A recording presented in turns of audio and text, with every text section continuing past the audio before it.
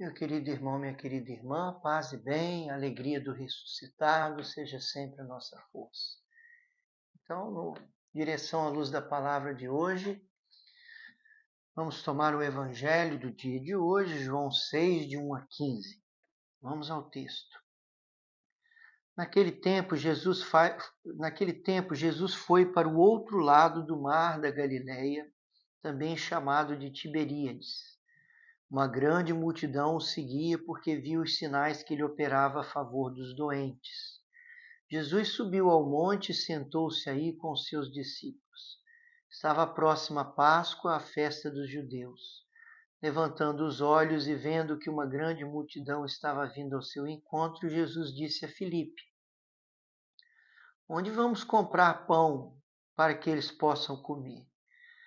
Disse isso para pô-lo à prova, pois ele mesmo sabia muito bem o que ia fazer. Filipe respondeu: Nem 200 moedas de prata bastariam para dar um pedaço de pão a cada um. Um dos discípulos, André, o irmão de Simão Pedro, disse: Está aqui um menino com 5 pães de cevada e 2 peixes. Mas o que é isso para tanta gente? Jesus disse: Fazei sentar as pessoas. Havia muita relva naquele lugar e lá se sentaram aproximadamente 5.000 homens. Jesus tomou os pães, deu graças e distribuiu-os aos que estavam sentados, tanto quanto queriam. E fez o mesmo com os peixes. Quando todos ficaram satisfeitos, Jesus disse aos discípulos: Recolhei os pedaços que sobraram para que nada se perca. Recolheram os pedaços e encheram 12 cestos com as sobras dos 5 pães deixadas pelos que haviam comido. Vendo o sinal que Jesus tinha realizado, aqueles homens exclamavam: Este é verdadeiramente o profeta, aquele que deve vir ao mundo. Mas, quando notou que estavam querendo levá-lo para proclamá-lo rei, Jesus retirou-se de novo sozinho para o monte. Palavra da salvação, glória a vós, Senhor. Meus queridos irmãos, nós não iremos entrar aqui nos detalhes do milagre da multiplicação dos pães e focarmos nesse aspecto. Mas nós vamos focar aqui nessa parte final do trecho do evangelho de hoje. Jesus multiplica os pães, realiza esse milagre. Todos ficam admirados não só com o milagre, mas com o bem que ele fez a partir de um milagre. E aí Jesus percebe que eles queriam proclamá-lo rei. Versículo 15. Mas quando notou que estavam querendo levá-lo para proclamá-lo rei, Jesus retirou-se de novo sozinho para o monte. Então nós conseguimos encontrar aqui um elemento muito importante para a vida espiritual. Como nós estamos aqui tratando de orientações para a vida espiritual, é o elemento da pureza de intenção, da pureza de coração, ou pureza de intenção, mais especificamente falando. Quando Jesus viu que eles queriam levá-lo para proclamá-lo rei, ele se afastou e foi novamente ficar sozinho, Foi para o monte para ficar sozinho. E a intenção de Jesus não era Jesus não realizou aquele milagre para ser considerado rei, para que o levassem, Não, ele realizou aquele milagre por amor. Ele realizou aquele milagre porque estava pensando no bem das pessoas, porque as pessoas estavam com fome, porque as pessoas estavam cansadas, porque as pessoas estavam seguindo ele já há muito tempo, ali em toda aquela região, sem nada para comer. Então foi unicamente pelo bem das pessoas, não havia uma segunda intenção. Então, meus irmãos, na vida espiritual isso é muito importante. Nós buscarmos essa pureza de intenção. Mas eu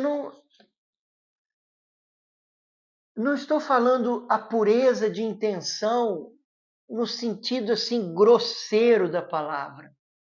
né, de nós não termos uma má intenção, a intenção de fazer o mal. Essa é evidente né, até por instinto nós sabemos que a gente tem que eliminar essa intenção, né? Uma pessoa que está na caminhada com Deus, ela procura frear as más intenções, a intenção de fazer o mal, a intenção de cometer um pecado. Isso é uma luta grosseira, vamos dizer assim, é o básico do básico do básico. Mas nós devemos nos preocupar, aqueles que querem avançar na vida espiritual, eles precisam se preocupar em purificar a intenção, as segundas intenções, né? Aquelas intenções negativas que se escondem nas nossas boas obras. Não se trata da má intenção, a intenção de fazer o mal, mas aquela intenção que não é aquela segunda intenção, aquela intenção cheia de egoísmo, cheia de soberba, que se esconde nas nossas boas intenções. Então, quando nós fazemos o bem, nós devemos fazer o bem apenas pelo bem. Nós devemos fazer o bem com uma única intenção: agradar a Deus. Fazer o bem por causa de Deus, fazer o bem para Deus. Mas às vezes se esconde nas nossas boas intenções, se esconde por detrás das nossas boas obras, por detrás do bem que nós fazemos, se esconde segundas intenções. Como, por exemplo, eu faço um bem, mas por detrás daquele bem que eu estou fazendo se esconde a intenção de ser visto, de ser admirado, a intenção de que gostem de mim, a intenção de que tenham uma boa imagem de mim. E isso meio que suja um pouco aquela boa intenção de fazer o bem. Muitas vezes nós começamos uma boa obra, começamos a fazer algo unicamente por causa de Deus, mas no meio do caminho a gente se perde nessas vaidades, no desejo de ser visto, de ser admirado, no desejo de ser amado. E às vezes nós somos movidos não pela reta intenção do bem, de agradar a Deus, de ser santo, de fazer as coisas por causa de Deus e para Deus, mas nós nos perdemos nas nossas carências, né? Aquele desejo de ser amado, aquele desejo de que gostem de nós. Então, muitas vezes, as nossas boas intenções estão misturadas com o nosso egoísmo, com o nosso orgulho, com a nossa vaidade, com a nossa busca de atenção. Então, é isso que deve ser purificado. A gente precisa buscar essa purificação fina das nossas intenções. Isso aqui é o X da questão, é o coração da vida espiritual. A reta intenção.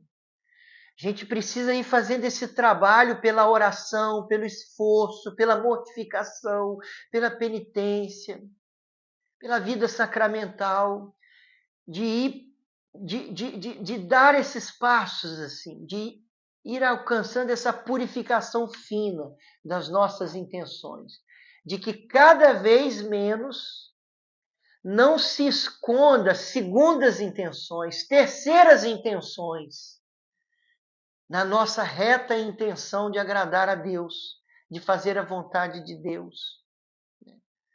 Isso é muito ruim, isso é farisaico, né? É uma espécie de hipocrisia, mas também é uma coisa que tira um pouco o valor das nossas boas obras, não para as pessoas que vêm, mas para Deus que sabe julgar isso.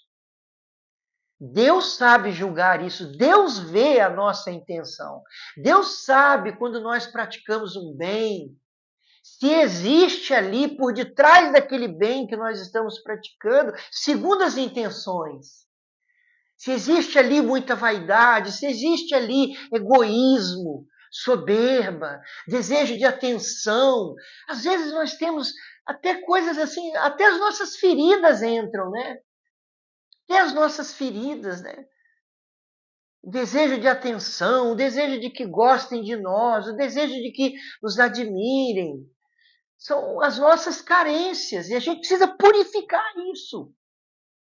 É preciso purificar para que em tudo aquilo que nós fazemos, em tudo aquilo que nós fazemos, exista sempre uma única intenção: agradar a Deus, amar a Deus, fazer seja o que for, desde as pequenas às grandes coisas, fazer por amor a Deus e ir eliminando, mortificando essas segundas intenções, essas motivações egoístas, essas motivações das nossas feridas emocionais, essas motivações da nossa vaidade. Se aquilo fica ali escondido, às vezes a pessoa faz mais ou menos consciente, né? Ela nem tem total consciência dessas coisas que estão ali escondidas, né? Motivando ela. É preciso buscar esse tipo de purificação, né? Então fica esse conselho, fica essa direção à luz da palavra de hoje. Mas quando notou que estavam querendo levá-lo para proclamá-lo rei, Jesus retirou-se de novo sozinho para o monte. Ele não estava atrás disso. Então busquemos, né? Busque sobretudo pela oração e também pela mortificação. Essa purificação fina, profunda das segundas intenções, elas estão sempre escondidas. Não é fácil purificar esse tipo de coisa. Mas procure, você tem que procurar isso. Esse é o conselho de hoje.